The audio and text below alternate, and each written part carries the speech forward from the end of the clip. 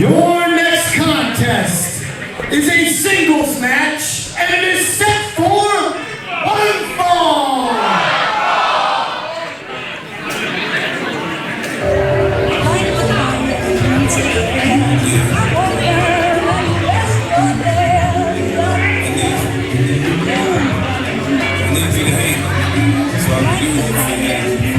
Ladies and gentlemen, my name is Mike Fresh. With me is Jason Heat. We are live at 1CW in Houston, Delaware.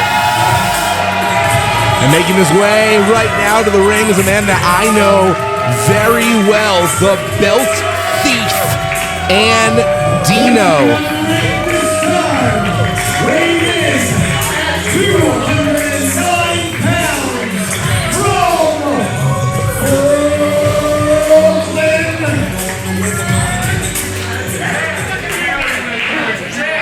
Andino cutting off his own introduction and now seemingly lying in wait. This is a blood feud that just keeps giving and giving and giving in 1CW. The man that he's waiting for, the former 1CW Pro Champion, Travis Banks. Yeah, unfortunately for Travis Banks, where he is waiting in the back, ready to come out, there is no monitor. He does not know that Andino is literally twitching in anticipation right now, Mike. These two men have torn each other apart for months. The look says it all. And these two men are just going at it. We don't need to wait for an introduction. We don't need to wait to get into the ring. These two absolutely despise each other. The referee trying to call them into the ring so that he can start this match officially. Chris Andino taking the offense, just going after Travis Banks, hoping to get the advantage early on. Andino is petty and proud of it. Banks has defeated Andino in every single encounter they have had one-on-one, and Andino is absolutely obsessed with redressing what he considers that wrong. And you see that right now with the fire he is bringing towards Bad Banks. This is a feud that goes back in 1CW. Andino interjecting himself when Bad Banks, Travis Banks, was going against Ty Awesome for the title. When he was going back and forth, these two men have just been making each other's lives a living nightmare. In so many ways, Andino is the man who indirectly changed the tide of 1CW. When he attacked Bad Banks, oh no! That can break a finger so easily. Andino might have broken his hand, Mike.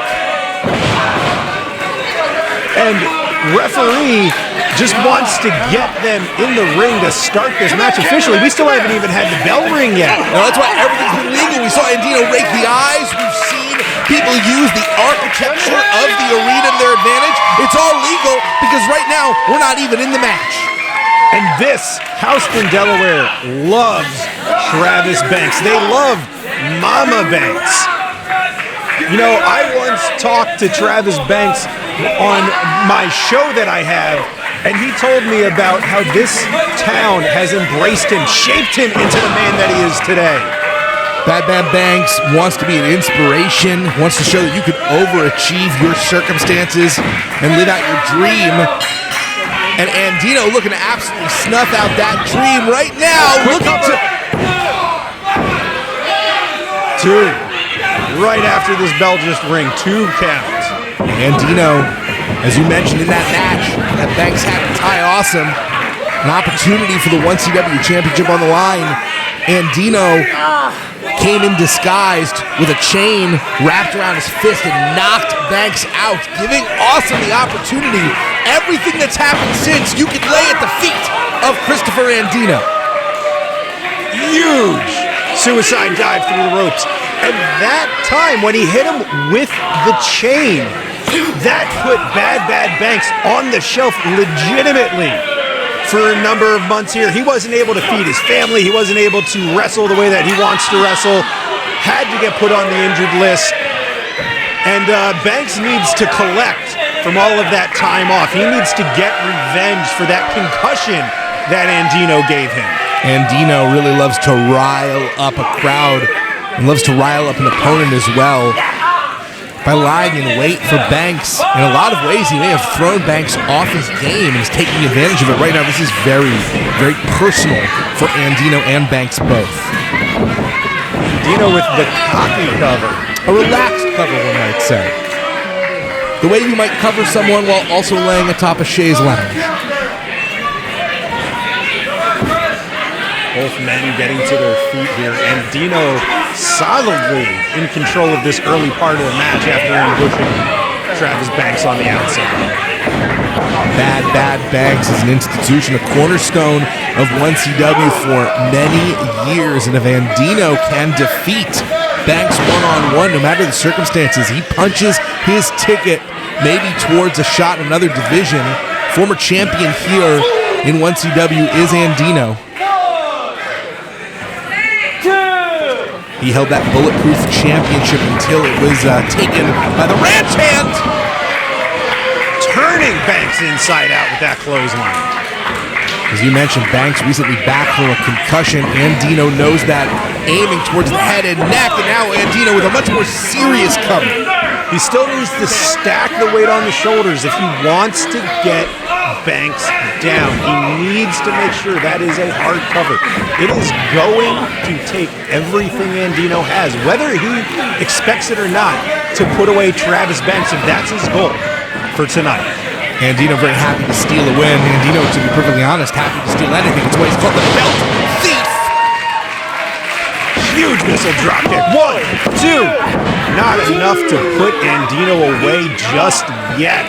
It's the explosiveness of Banks that makes him so impressive in the ring. You saw it coming out like a shotgun, stomping on that angle.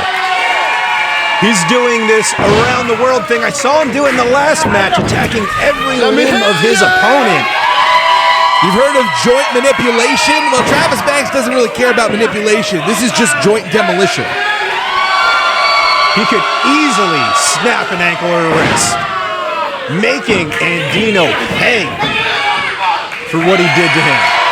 Banks working from the outside in, starting with the extremities, and now right to the heart of the matter, quite literally. Going for the cover. And you can just hear this crowd. They love them some bad Banks. An athletic throwback. That's bad Banks, a former 1CW champion, almost a decade here in the company. A relative newcomer is Andino, but boy, he's made quite an impact in his time here.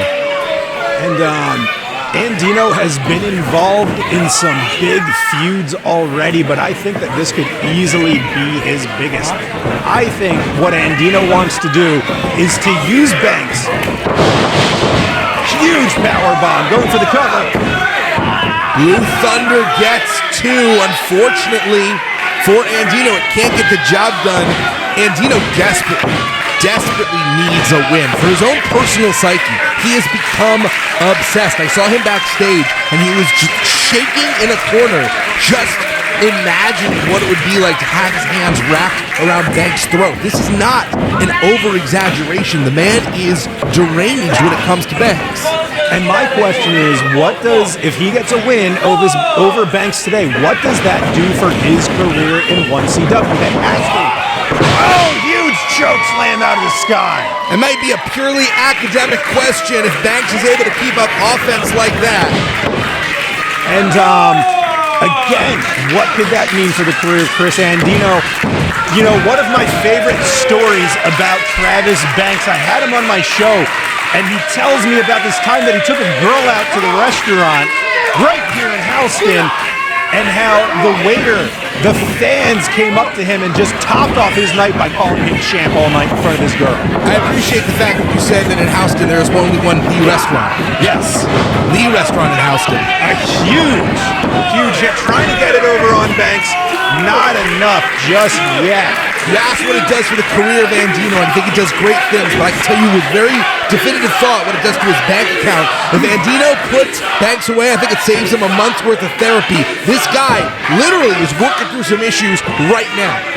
Well, I can tell you Andino has a lot of issues. Oh, right into the referee. It is not a good night for refs tonight. Now the person with an issue is Banks, because when there's no referee, it is lawless. And Andino knows what it's like to work when there are no rules. He knows what it's like to work when there are no rules, but here's the predicament that he puts himself in. If he finally does get Banks into a position where he can beat him, what does he do when the ref isn't there to answer? He knocks him unconscious, he wakes him up. I mean, Andino proudly says he's a criminal. He is absolutely willing to steal this match, Mike. He does not care if it's a pinfall, that's for sure. But there again, he's going for the cover. This is the part that he did not think through. Now you are wasting precious seconds, minutes, when you have to wake a ref up so that you can get them to count to 3. I'm honestly surprised Andino's just not stomping a hole into the head of Banks. Maybe his pride really is wounded. Maybe in order for this to feel significant, he has to beat him like a man. Is this you changing Andino? Andino, I have thought, has always been one of the people that knows no depths. That what he does is strictly for his own good. Banks underneath, huge uppercut, rocking Andino. But again, Banks in the same predicament that Andino was in. The referee just not there for the cover. We do need another official at this point. We're going on a few minutes without a referee in this match. Somebody send out some help. We want to see this thing to its completion. Banks trying to get the referee up. Andino getting a chance to get his breath back, getting a chance to lie in wait. The referee slowly getting up. Andino putting him up. Skyscraper from Andino to bad Banks. Can Andino get Banks off his back? 1, 2. The referee not going fast enough, but look at the way that Banks is holding that head that already has been through a bad concussion just a few months ago.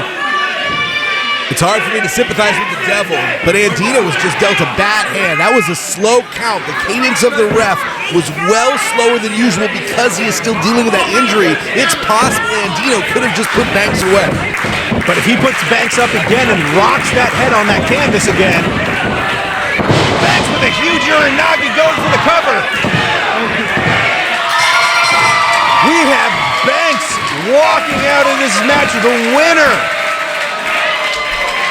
I hope Chris Andino likes the taste of that because he set the table himself.